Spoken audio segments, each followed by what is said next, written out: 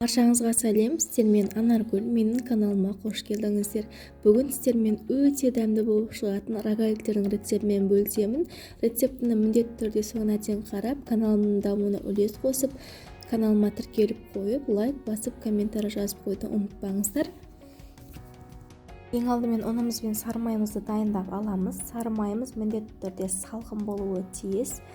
Сары майымызды ұнға осылай батыра отыра үккіштен өткіземіз. Осылай ұнға батырып алып отырсаңыздар, қолыңыздың жылулығымен сары майыңыз ерімей жақсы өтетін болады.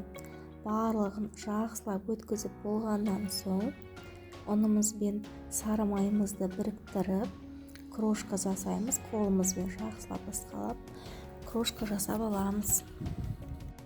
Содан соң 1 шай қасық ас содасын және қантымызды, жарты шай қасық тұзымызды салып, барлығын бір жақсылап араластырып алдым. Құрғақ өнімдеріміздің барлығын бір жақсылап араластырып аламыз.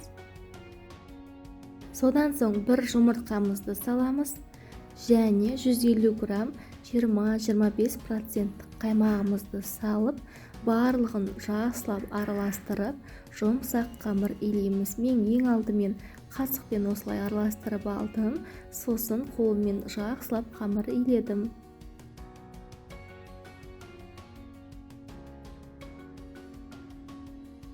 Дайын болған қамырымызды пищевой пленкаға немесе осындай салфанға салып 5-10 минутқа мұздатқышқа салып қоямыз.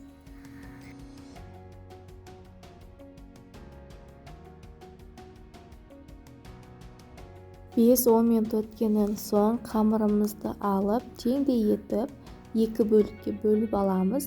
Әрбір бөлігімізді жақсылап домалақ формаға келтіріп, бір қамырымызды шайып бастаймыз.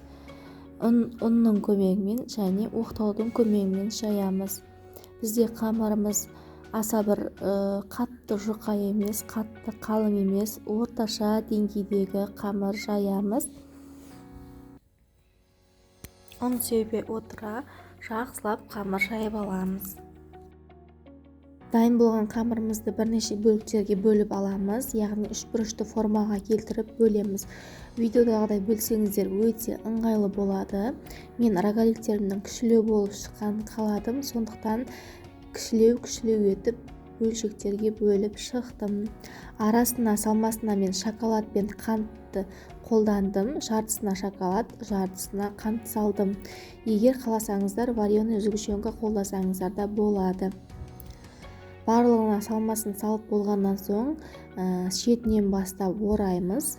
Видеодағыдай орасаңыздар өте түсінікті.